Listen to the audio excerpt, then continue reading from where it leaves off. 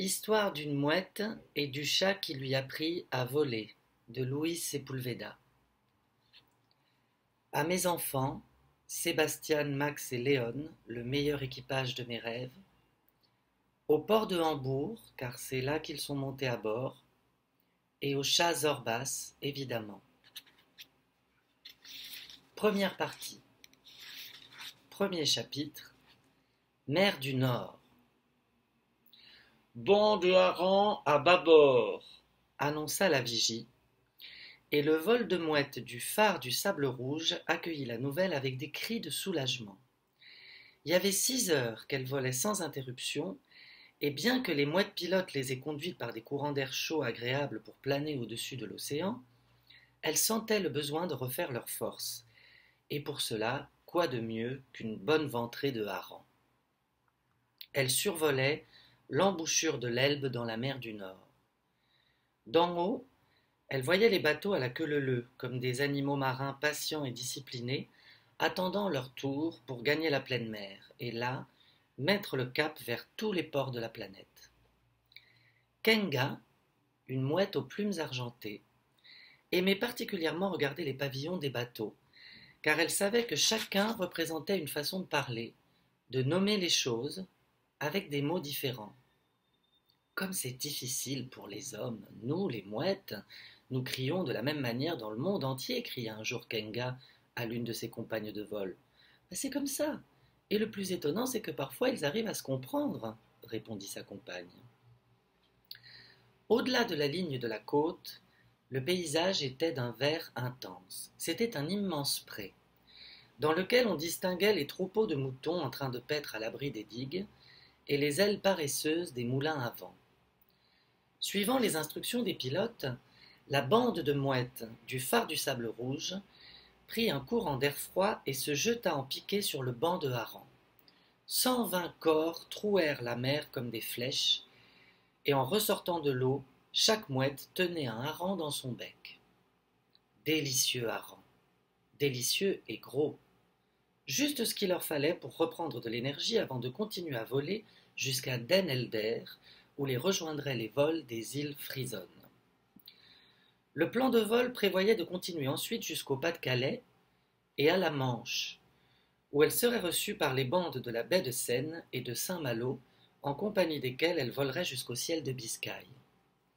Elle serait alors 1 millier, qu'on verrait comme un rapide nuage d'argent, et que grossiraient les bandes de Belle-Île, d'Oléron, des caps Machichaco, de Lapio et de Peñas.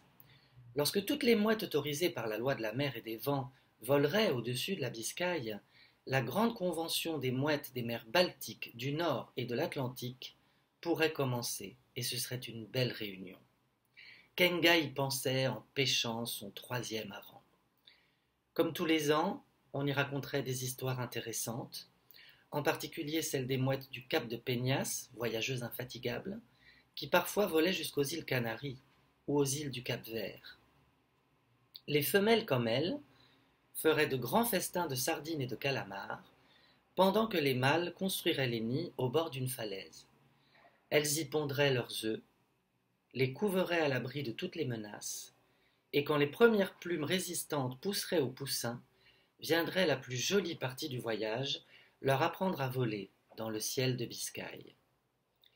Kenga plongea pour attraper un 4e hareng et n'entendit pas le cri d'alarme qui ébranla l'air.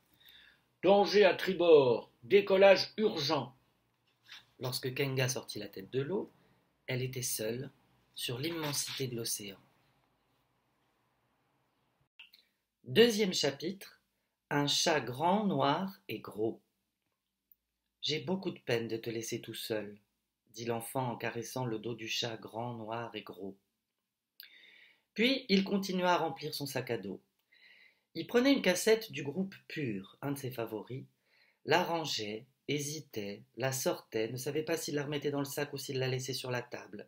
Il n'arrivait pas à décider ce qu'il allait emmener en vacances et ce qu'il allait laisser à la maison.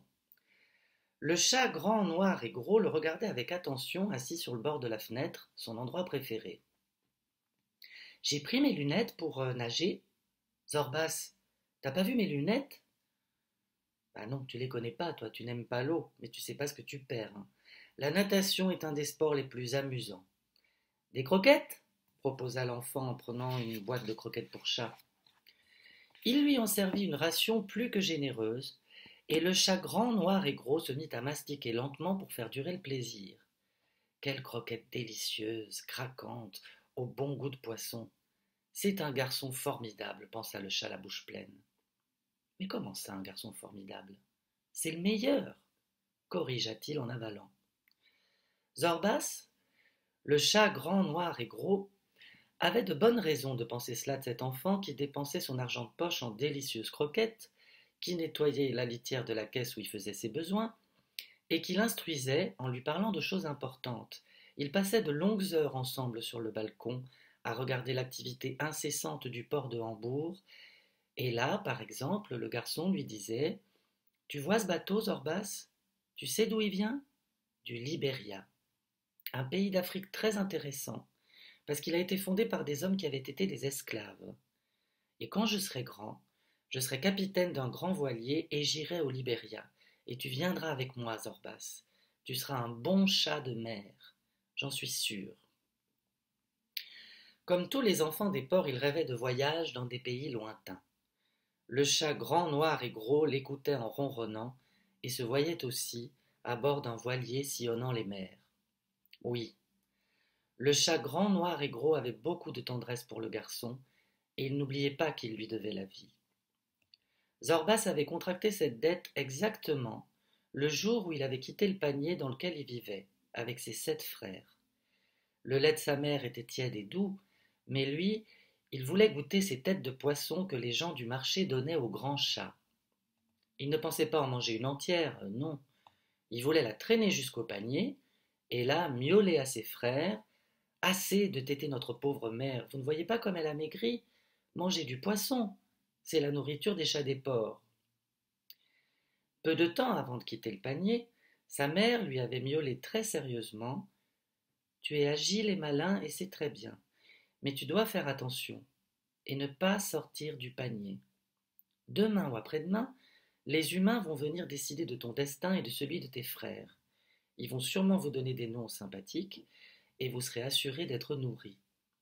C'est une grande chance de naître dans un port, car dans les ports, on aime et on protège les chats. La seule chose que les humains attendent de nous, c'est que nous éloignions les rats.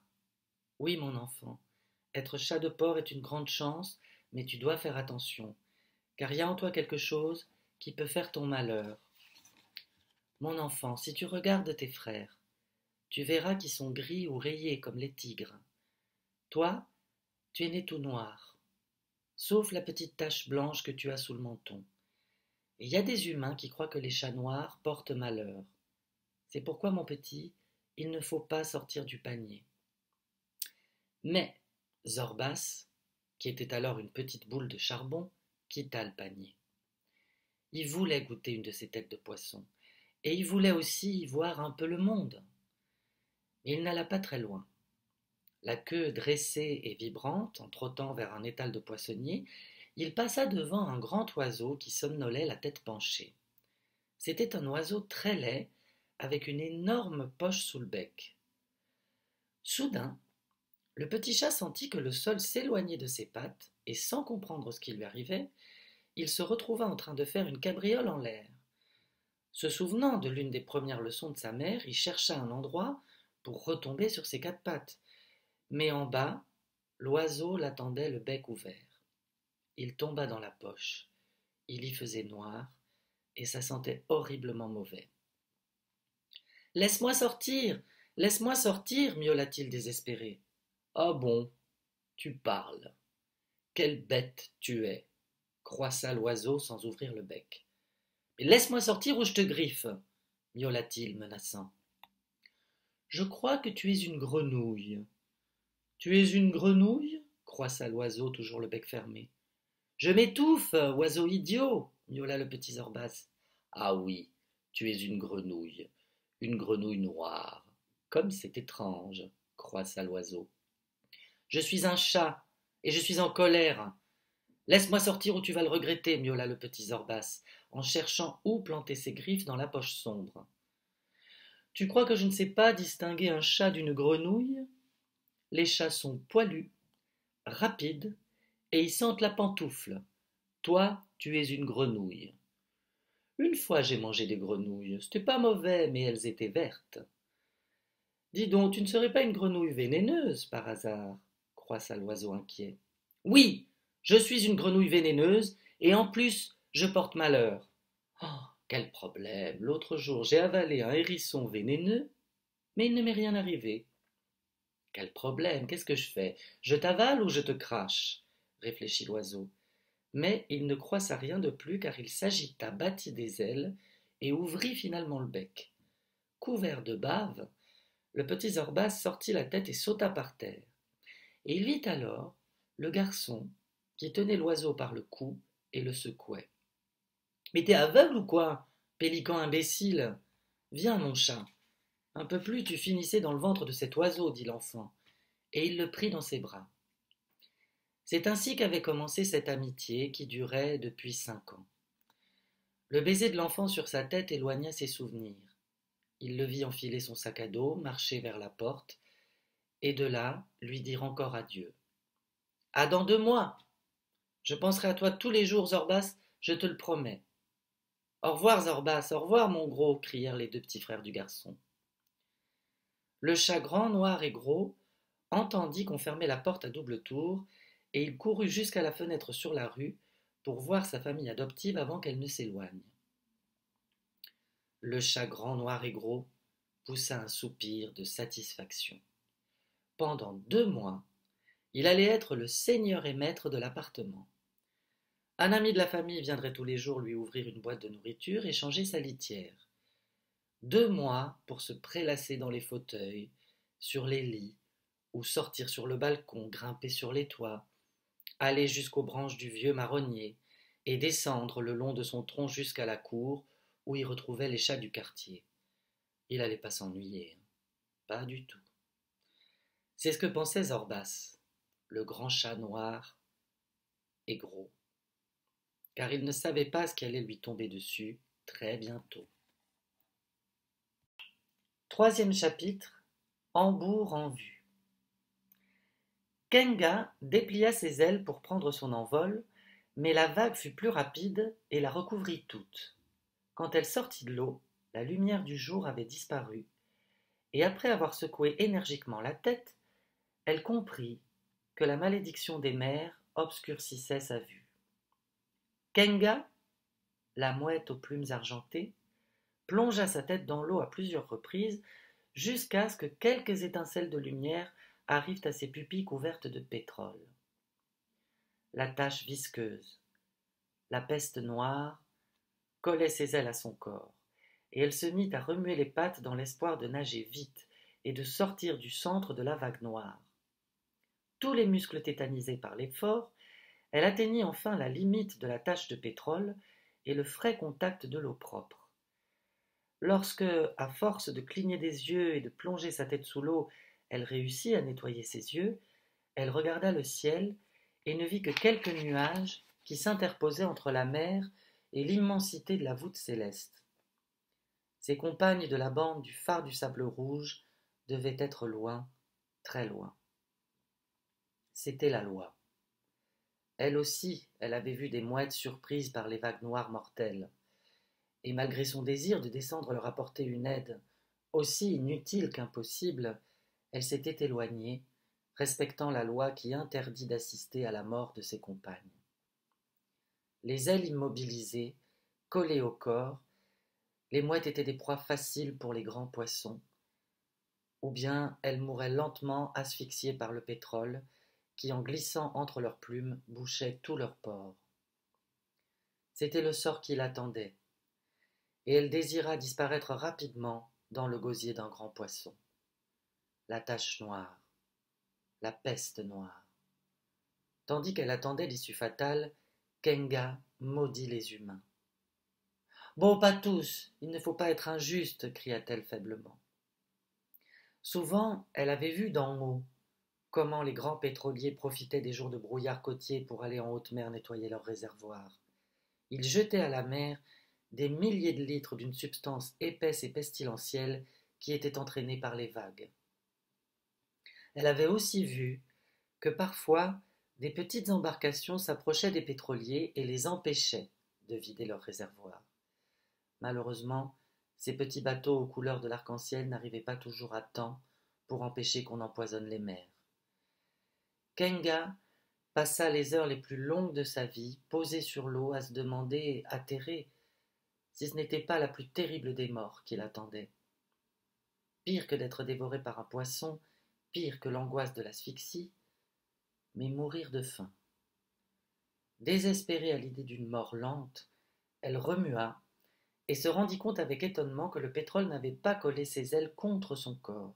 Ses plumes étaient imprégnées de cette substance épaisse, mais au moins elle pouvait étendre les ailes. J'ai peut-être encore une chance de sortir de là, et qui sait si en volant haut, très haut, le soleil ne fera pas fondre le pétrole.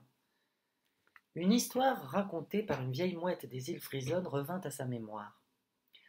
Cela parlait d'un humain nommé Icare, qui pour réaliser son rêve de voler, s'était fabriqué des ailes avec des plumes d'aigle et avait volé très haut, tout près du soleil, si bien que la chaleur avait fait fondre la cire qui collait les plumes et qu'il était tombé.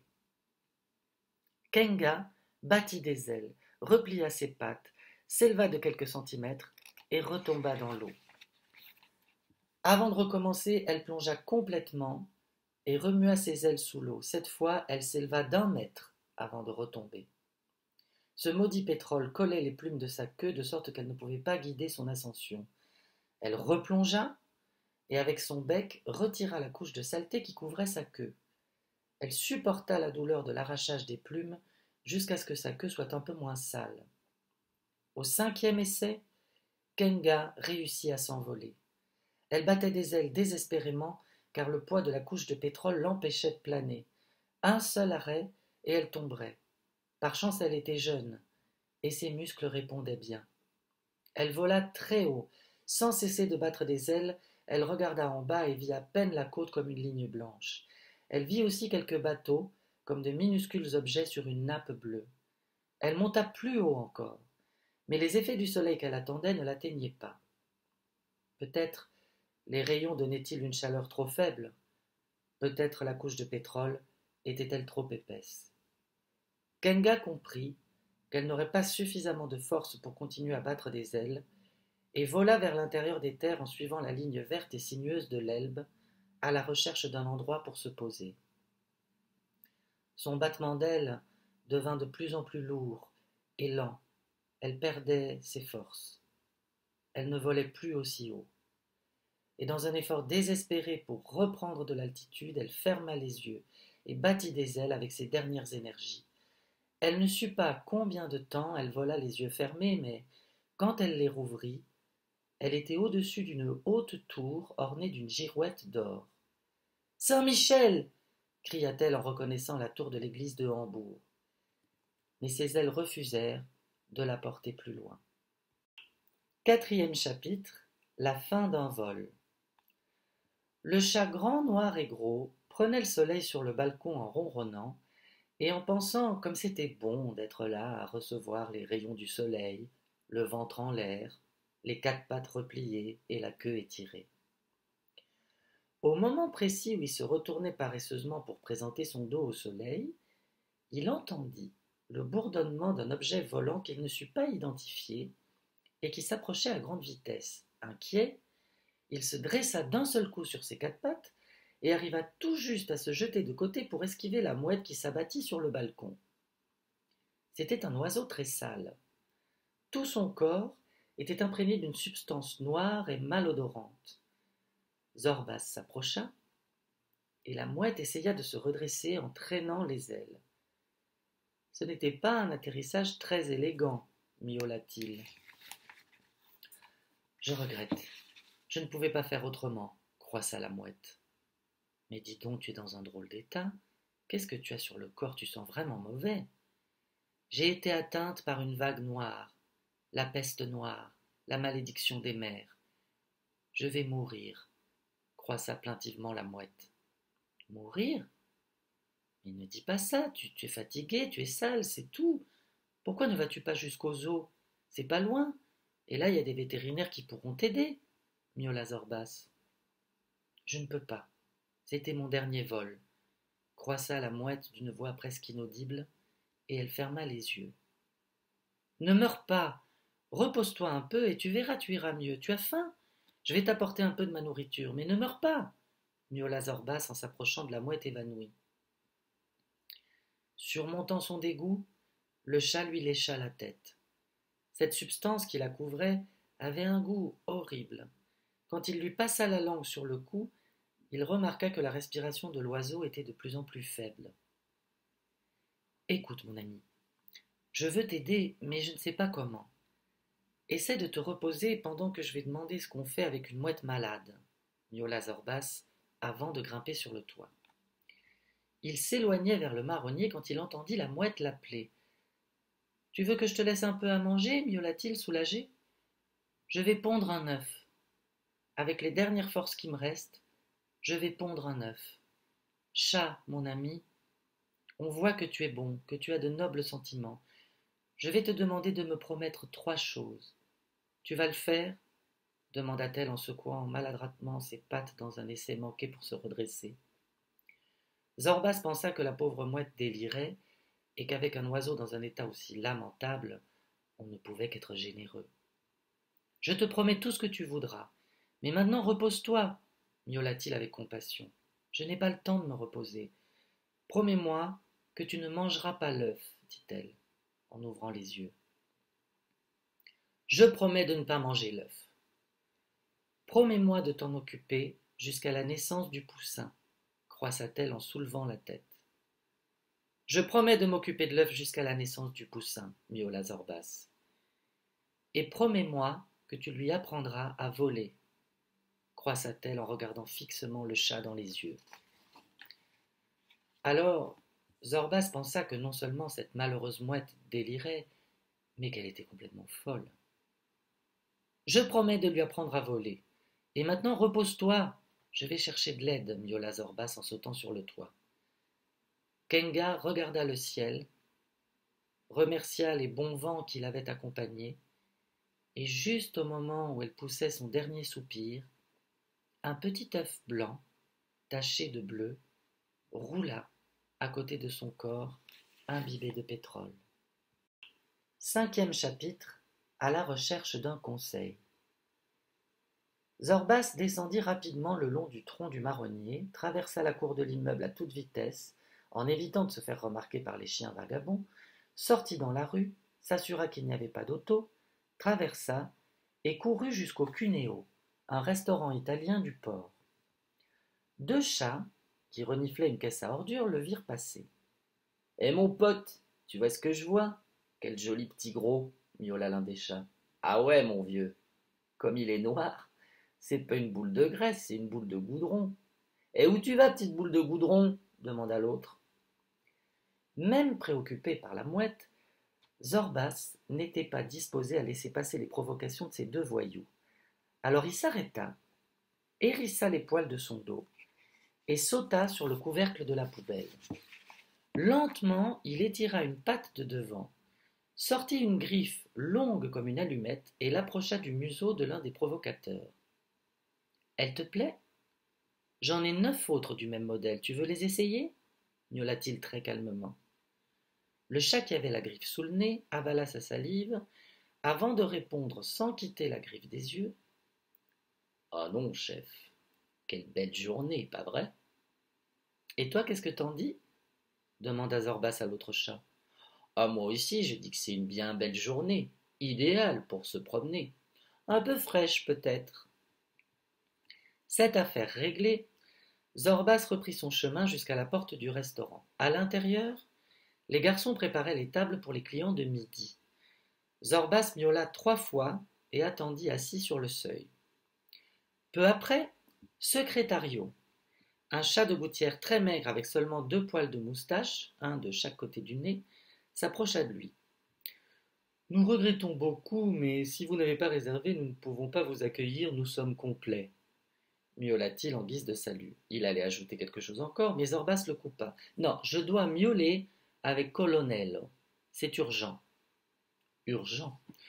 Toujours des urgences de dernière minute. Je vais voir ce que je peux faire, mais c'est bien parce qu'il s'agit d'une urgence, miaula Secrétario, et y rentra dans le restaurant. Colonello était un chat d'un âge indéterminé. Certains disaient qu'il avait le même âge que le restaurant qu'il abritait, et d'autres soutenaient qu'il était encore beaucoup plus vieux. Mais ça n'avait pas d'importance, car Colonello avait un étrange talent pour conseiller ceux qui avaient des problèmes. Et même s'il ne résolvait jamais aucune difficulté, ses conseils réconfortaient. Par son âge et par son talent, Colonello était une autorité chez les chats du port. Secrétario revint en courant. Suis-moi, Colonello va te recevoir, exceptionnellement. Zorbas le suivit. Passant sous les tables et sous les chaises de la salle, ils arrivèrent à la porte de la cave. Ils descendirent en sautant les marches d'un escalier étroit et en bas trouvèrent Colonello, la queue dressée, en train d'examiner les bouchons des bouteilles de champagne. Porca miseria! Les rats ont rongé les bouchons du meilleur champagne de la maison. Zorbas, caro amico, salua Colonello qui avait l'habitude de miauler des mots en italien. Excuse-moi de te déranger en plein travail, mais j'ai un problème grave et j'ai besoin de tes conseils, miaula Zorbas. Je suis là pour ça, caro amico. Secrétario, sers à mi amico un peu de ces lasagnes al forno qu'on nous a données ce matin, ordonna Colonello. Mais vous les avez toutes mangées, je n'ai même pas pu les sentir, se plaignit Secrétario. Zorbas remercia en disant qu'il n'avait pas faim et raconta rapidement la tumultueuse arrivée de la mouette, son état lamentable et les promesses qu'il avait été obligé de faire. Le vieux chat écouta en silence. Puis il réfléchit en caressant ses longues moustaches, et finalement miaula avec énergie. Porca miseria! Il faut se débrouiller pour que cette pauvre mouette puisse reprendre son vol. Ah oui, mais comment? Demanda Zorbas. Le mieux, c'est de consulter Je sais tout, indiqua Secrétario. Mais c'est exactement ce que j'allais suggérer. Pourquoi faut-il toujours qu'il m'enlève les miaulements de la bouche, celui-là? Protesta Colonello. Ah oui? C'est une bonne idée, je vais aller voir Je sais tout, approuva Zorbas. On va y aller ensemble. Les problèmes d'un chat du port sont les problèmes de tous les chats du port, déclara solennellement Colonello. Les 3 chats sortirent de la cave et coururent à travers le labyrinthe des cours des maisons alignées en face du port jusqu'au temple de Je sais tout. 6e chapitre, dans un endroit étrange. Je sais tout habitait un endroit assez difficile à décrire, car à première vue cela aurait pu être un bric-à-brac d'objets étranges, un musée des extravagances, un dépôt de machines hors d'usage, la bibliothèque la plus chaotique du monde ou le laboratoire d'un savant inventeur d'engins impossible à nommer. Mais ce n'était rien de tout cela, ou plutôt c'était beaucoup plus que tout cela.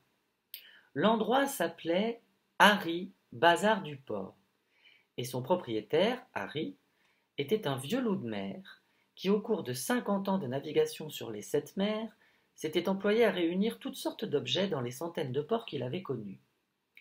Lorsque la vieillesse s'installa dans ses eaux, Harry décida de troquer sa vie de navigateur contre celle de marin à terre et d'ouvrir le bazar avec tous les objets qu'il avait réunis.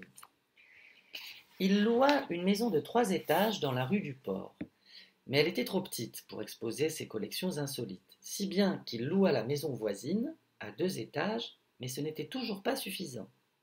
Et finalement, après avoir loué une 3e maison, il réussit à ranger tous ses objets, rangés évidemment selon son sens de l'ordre très particulier.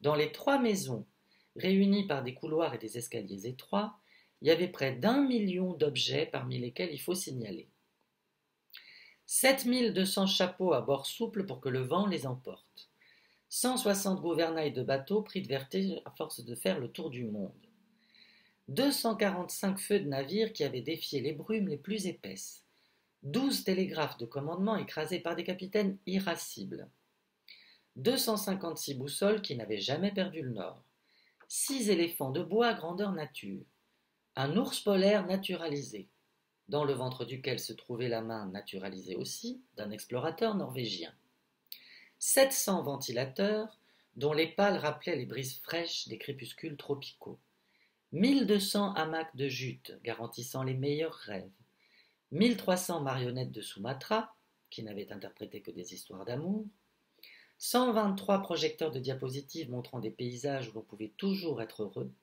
54 000 romans dans 47 langues, 2 maquettes de la Tour Eiffel, l'une construite avec un demi-million d'aiguilles à coudre et l'autre 300 000 cure-dents, 3 canons de bateaux corsaires anglais ayant attaqué Carthagène des Indias, 17 ancres trouvées au fond de la mer du Nord, 200 tableaux de coucher de soleil, 17 machines à écrire ayant appartenu à des écrivains célèbres, 128 caleçons longs de flanelle pour hommes de plus de 2 mètres, 7 fracs pour nains, 500 pipes d'écume de mer, un astrolabe s'obstinant à indiquer la position de la croix du Sud, 7 coquillages géants dans lesquels résonnait l'écho lointain de naufrages mythiques, 12 kilomètres de soie rouge, 2 écoutilles de sous-marins, et beaucoup de choses encore, qu'il serait trop long de nommer. Pour visiter le bazar d'Harry, on devait payer une entrée et une fois à l'intérieur, il fallait un grand sens de l'orientation pour ne pas se perdre dans le labyrinthe de chambres sans fenêtres, couloirs étroits et escaliers qui faisaient communiquer les 3 maisons. Harry avait 2 mascottes. Un chimpanzé nommé Mathias, qui tenait la caisse à l'entrée, assurait la sécurité et jouait aux dames avec le vieux marin, évidemment très mal. Il buvait de la bière et essayait toujours de tricher en rendant la monnaie. Et la deuxième mascotte, c'était Je sais tout, un chat gris, petit et maigre qui consacrait l'essentiel de son temps à l'étude des milliers de livres qu'il y avait là. Colonello, Secretario et Zorbas entrèrent dans le bazar la queue en l'air. Ils regrettèrent de ne pas voir Harry derrière le comptoir car le vieux marin avait toujours des paroles affectueuses et des saucisses pour eux. « Un instant, Sacapuce, vous oubliez de payer l'entrée !» glapit Mathias. « Et depuis quand est-ce qu'on paye, nous les chats ?» demanda Secrétario. « Sur la porte, il y a écrit entrée 2 marques. Nulle part il est écrit que les chats entrent gratis. 8 marques ou vous fichez le camp !» glapit énergiquement le chimpanzé. « Monsieur le singe, je crains que les mathématiques ne soient pas votre fort, miaula Secrétario. C'est exactement ce que j'allais dire. Une fois de plus, vous m'enlevez les miaulements de la bouche, protesta Colonello. Bla bla bla bla bla. Payez ou fichez le camp, cria Mathias. Zorbas sauta sur le comptoir et regarda fixement le chimpanzé dans les yeux. Il soutint son regard jusqu'à ce que Mathias cligne des yeux et commence à pleurer. Bon, en réalité, ça fait 6 marques. Tout le monde peut se tromper, reprit timidement Mathias. Sans cesser de le regarder dans les yeux, Zorbas sortit une griffe de sa patte droite de devant. Ça te plaît, Mathias? J'en ai 9 autres pareilles. Tu peux les imaginer plantés dans ce cul rouge que t'as toujours en l'air? Miaula-t-il tranquillement. Pour cette fois, je ferme les yeux. Vous pouvez passer, glapit le chimpanzé en prenant un air calme. Les 3 chats, la queue orgueilleusement dressée, disparurent dans le labyrinthe de couloirs. 7e chapitre. Un chat qui sait tout. Terrible! Terrible! Il est arrivé quelque chose de terrible! Miaula Je sais tout en les voyant. Nerveux, il se promenait devant un énorme livre ouvert sur le sol et par moments, il portait ses pattes de devant à sa tête. Il avait l'air vraiment inconsolable. Mais qu'est-ce qui est arrivé? Miaula Secrétario. C'est exactement ce que j'allais demander. Il semble que m'enlever les miaulements de la bouche soit une obsession chez vous, protesta Colonello. Oh, allons, c'est pas si grave, suggéra Zorbas. Quoi? Pas si grave? C'est terrible! Terrible! Ces maudites souris ont mangé une page entière de l'Atlas. La carte de Madagascar a disparu. C'est terrible! Insista Je sais tout en tirant sur ses moustaches. Secrétario, rappelez-moi qu'il faut organiser une battue contre ces mangeurs de Mazagamas. Bon, enfin, vous voyez ce que je veux dire, miaula Colonello. Madagascar, précisa Secrétario. Alors continuez, hein, continuez à m'enlever les miaulements de la bouche. Porca miseria, s'exclama Colonello. On va te donner un coup de main, je sais tout, mais maintenant nous sommes ici parce que nous avons un grand problème. Et comme tu sais tant de choses, tu peux peut-être nous aider, miaula Zorbas. Et il lui raconta la triste histoire de la mouette. Je sais tout écouta avec attention.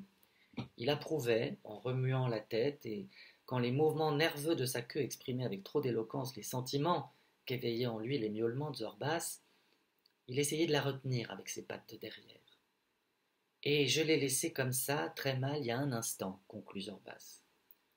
Terrible histoire, terrible. Voyons, laissez-moi réfléchir. Mouette, pétrole. Pétrole, mouette. Mouette malade. Ah, c'est ça. Il faut consulter l'encyclopédie, s'exclama-t-il plein de jubilation. La quoi? Miaulèrent les trois chats. L'encyclopédie, le livre du savoir. Il faut chercher dans les tomes 13 et 16 les lettres M et P, indiqua je sais tout d'un ton décidé. Voyons cet amplicot, hein proposa Colonel.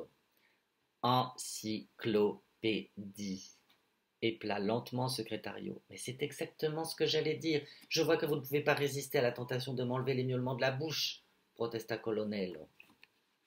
Je sais tout grimpa sur un énorme meuble dans lequel étaient alignés de gros livres à l'air imposant, et après avoir cherché les lettres M et P, y fit tomber les deux volumes. Il descendit, et d'une griffe très courte, usée à force de feuilleter les livres, il tourna les pages. Les trois chats gardaient un silence respectueux tandis qu'ils marmottaient des miaulements presque inaudibles.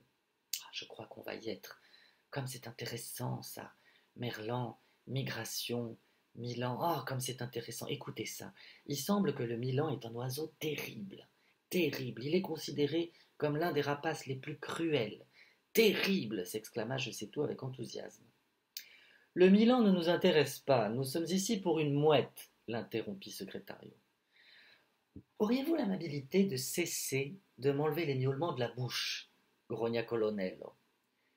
Pardon, mais pour moi, l'encyclopédie est irrésistible. Chaque fois que je regarde dans ces pages, j'apprends quelque chose de nouveau. Bon, morue. Mouette, on y est, s'écria je sais tout. Mais ce que l'encyclopédie disait des mouettes ne leur fut pas très utile. Ils apprirent que la mouette qui les préoccupait appartenait à l'espèce argentée, appelée ainsi à cause de la couleur de ses plumes. Ce qu'ils trouvèrent sur le pétrole ne les amena pas non plus à savoir comment aider la mouette, même s'il leur fallut supporter une interminable dissertation de je sais tout qui parla longuement d'une guerre du pétrole dans les années 70.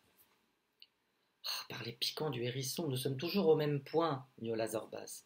C'est terrible, terrible, c'est la première fois que l'encyclopédie me déçoit, s'exclama je sais tout, désolé. Et dans cet amplicosimo, bon bref, enfin tu vois ce que je veux dire, il n'y a pas de conseil pratique du genre comment enlever les taches de pétrole, s'enquit Colonel. Ah, génial, terriblement génial, c'est par là qu'on aurait dû commencer. Je prends tout de suite le tome 4, la lettre D, détachant, annonça je sais tout en grimpant sur le meuble. Vous vous rendez compte? Si vous aviez évité cette odieuse habitude de m'enlever les miaulements de la bouche, nous saurions déjà quoi faire, indiqua Colonel au silencieux Secrétario. À la page consacrée au mot détachant, ils trouvèrent, outre la façon d'enlever les taches de confiture, d'encre de Chine, de sang et de sirop de framboise, la solution pour éliminer les taches de pétrole. On nettoie la surface affectée avec un linge humecté de benzine. Ça y est, miaula je sais tout euphorique. Ben ça y est, pas du tout. Et où on va trouver de la benzine? Grogna Zorbas avec une mauvaise humeur évidente. Mais, si je me souviens bien, dans la cave du restaurant, il y a un pot avec des pinceaux qui trempent dans de la benzine. Secrétario sait ce qu'il doit faire, miaula Colonello. Pardon, monsieur, mais je n'ai pas bien saisi votre idée, s'excusa Secrétario. Ben, c'est très simple.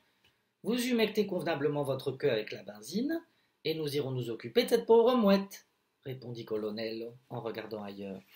Ah non, à ça alors non, à ça pas question, protesta Secrétario. Je vous rappelle qu'au menu de ce soir, il y a une double portion de foie à la crème, susurra Colonel. Tremper ma queue dans la benzine, mais vous avez dit du foie à la crème, miaula Secrétario consterné. Je sais tout décida de les accompagner, et les 4 chats coururent jusqu'à la sortie du bazar d'Harry. À leur passage, le chimpanzé, qui venait de boire une bière, leur adressa un rot sonore. 8e chapitre. Zorbas commence à tenir ses promesses. En arrivant sur le balcon, les 4 chats comprirent qu'il était trop tard. Colonello, Je sais tout et Zorbas regardèrent avec respect le corps sans vie de la mouette, tandis que Secrétario agitait sa queue dans le vent pour en chasser l'odeur de la benzine. Je crois qu'on doit lui fermer les ailes, c'est ce qui se fait dans ces cas-là, affirma Colonello. Surmontant leur répugnance devant cet être imprégné de pétrole, ils replièrent ses ailes le long de son corps, et en la déplaçant, ils découvrirent l'œuf blanc taché de bleu. L'œuf! Elle a réussi à pondre l'œuf, s'exclama Zorbas. Tu t'es fourré dans une drôle d'histoire, caro amico. Une drôle d'histoire, remarqua Colonello. Mais qu'est-ce que je vais faire avec l'œuf? S'interrogea Zorbas de plus en plus angoissé. Avec un œuf, on peut faire plein de choses. Une omelette, par exemple, proposa Secrétario. Ah oui, un coup d'œil dans l'encyclopédie nous dira comment préparer la meilleure des omelettes. Ce thème est traité dans le tome 15. Lettre O, assura Je sais tout. Mais pas question. À pas un miaulement de plus. Zorbas a promis à cette pauvre mouette qu'il s'occuperait de l'œuf et du poussin. Une promesse sur l'honneur faite par un chat du port engage tous les chats du port. Aussi, on ne touche pas à cet œuf, déclara solennellement Colonello. Et je ne sais pas comment on s'occupe d'un œuf. N'ai jamais eu d'œuf, moi, miaula Zorbas désespéré. Alors les chats regardèrent Je sais tout. Peut-être y avait-il quelque chose là-dessus dans sa fameuse encyclopédie. Je dois consulter le tome 15, lettre O. Il y a sûrement tout ce que nous devons savoir sur l'œuf, mais pour l'instant, je conseille la chaleur du corps, beaucoup de chaleur du corps, indiqua Je sais tout sur un ton pédant et didactique. C'est-à-dire se coucher sur l'œuf mais sans le casser, conseilla Secrétario. C'est exactement ce que j'allais suggérer, c'est effrayant, hein, cette capacité que vous avez de m'enlever les miaulements de la bouche. Zorbas, reste près de l'œuf. Nous allons accompagner Je sais tout pour voir ce que dit son enfin bon voilà, tu sais ce que je veux dire. Nous reviendrons ce soir avec les informations et nous donnerons une sépulture à cette pauvre mouette, décida Colonello avant de sauter sur le toit. Je sais tout et Secrétario le suivirent. Zorbas resta sur le balcon avec l'œuf et la mouette morte. Il se coucha en faisant très attention et attira l'œuf contre son ventre. Il se sentait ridicule. Il pensait aux railleries que pourraient faire les 2 voyous qu'il avait affrontés le matin même si jamais il le voyait. Mais une promesse est une promesse, et réchauffé par les rayons du soleil, il s'assoupit, avec l'œuf blanc taché de bleu tout contre son ventre noir. 9e chapitre. Une nuit triste. À la lumière de la lune, Secrétario, Je sais tout et Zorbas creusèrent un trou au pied du marronnier. Peu auparavant, ils avaient jeté la mouette du haut du balcon dans la cour, en faisant attention qu'aucun humain ne les voie. Ils la déposèrent rapidement dans le trou et le recouvrirent de terre. Alors Colonello miaula gravement. Camarades chats, cette nuit nous disons adieu à la dépouille d'une malheureuse mouette dont nous ne connaissons même pas le nom.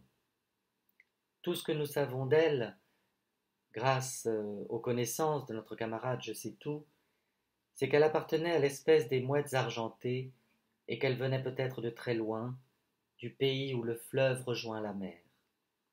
Nous savons peu de choses d'elle, mais ce qui importe, c'est qu'elle est arrivée mourante chez Zorbas, l'un des nôtres, et qu'elle a mis en lui toute sa confiance.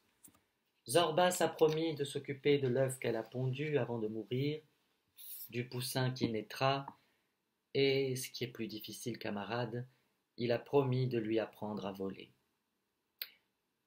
Voler, tome 23, lettre V, entendit-on Je sais tout murmurer. C'est exactement ce que M. Colonello allait dire, ne lui enlève pas les miaulements de la bouche, conseilla Secrétario. Promesse difficile à tenir, poursuivit Colonello impassible, mais nous savons qu'un chat du port respecte toujours ses miaulements. Pour l'y aider, j'ordonne que notre camarade Zorbas n'abandonne pas l'œuf jusqu'à la naissance du poussin, et que notre camarade Je sais tout regarde dans son amplicot, antiplot, enfin dans ses bouquins, tout ce qui concerne l'art de voler. Et maintenant, disons adieu à cette mouette, victime du malheur provoqué par les humains. Tendons nos coups vers la lune, et miaulons le chant d'adieu des chats du port. Au pied du vieil arbre, les 4 chats se mirent à miauler une triste litanie. Et à leur miaulement se joignirent très vite ceux des chats des alentours, puis ceux des chats de l'autre rive du fleuve, et au miaulement s'unirent les hurlements des chiens, le pépiment plaintif des canaris en cage et des moineaux dans leurs nids, le coassement triste des grenouilles, jusqu'au glapissement désordonné de Mathias le chimpanzé. Les lumières de toutes les maisons de Hambourg s'allumèrent, et les habitants s'interrogèrent sur les raisons de l'étrange tristesse qui s'était subitement emparée des animaux.